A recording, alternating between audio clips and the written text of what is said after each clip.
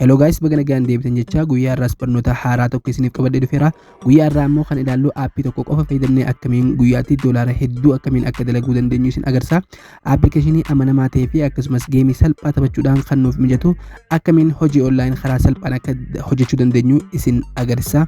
Jalqaba irratti wanti goonuu namoonni bilbila Android fayyadamtan kallattumaan karaa Play Store keessanii seentanii aappiin amma isin garsiisu kan ni buuftu, yookaan ammoo namoonni iPhone fayyadamtan karaa Apple Store keessanii seentu. Jalqaba irratti namoonni Android waan hin fayyadamuuf Play Store kiyyanii seenaa. Ergan haala kanaan aappii Play Store kiyyaa seenee iddoo search jaamtu kanarratti maqaa aappii kanaa search godhee barreessan. WePoints jedhee haala kanaan ni barreessa maqaa aappiiti. Jalqaba aappii kana ni buufanna. Aappii kana erga haala kanaan search nu godhee iddoo install jedhu kana cuqaasuudhaan aappii kana bilbila keenya irratti ni buufanna. Haala kanaan bilbila keenya irratti naaf dabraa jira. Sana booda kallattumaan automaatikaalii ifiif install naa ta'a. Install haala kanaan ergaan godhee booda aappicha kallattiidhaan ni banaa jechuudha. Aappicha haala kanaan yeroo banu wantoota armaan gadii naa fida. Mallattoolee 0 kana irratti mallattoolee raayitii lameen kana ittiin godha. Sana booda isa login jedhu kana ni filadha. Imeeliiwwan kiyyaa haala kanaan naga tarreessa.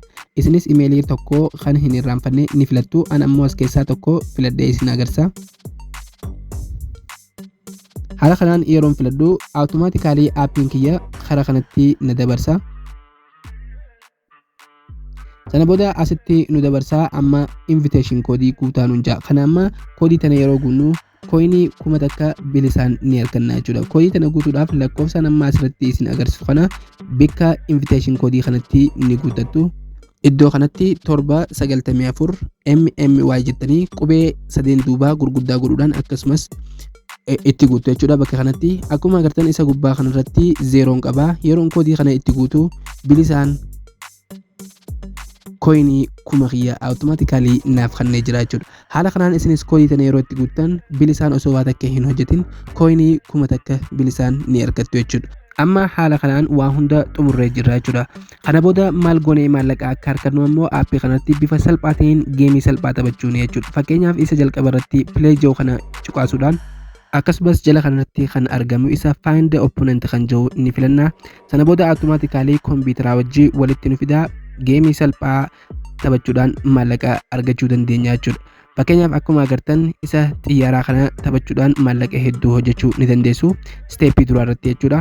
Kana yeroo mootan koinii hanga 100 hanga 60 50 isiniif kafala jechuudha. Yoo mootan yoo mo'amtan ammoo hanga 5 isiniif kafaluu danda'a. Isin taphattanii godhattu.